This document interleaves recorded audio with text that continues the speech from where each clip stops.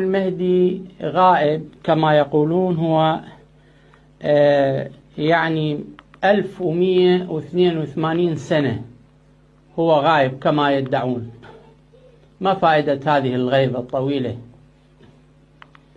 أنا أقول لقد كذبوا عليكم، ليس هناك إمام مهدي غائب، لا قرآن محرف ولا مهدي غائب أبدا، وإنما الإمام المهدي يظهر آخر الزمان عندما تختلف الأمة، يعني عند اختلاف الأمة الإسلامية، ويصلح الأرض بعد فسادها فقط.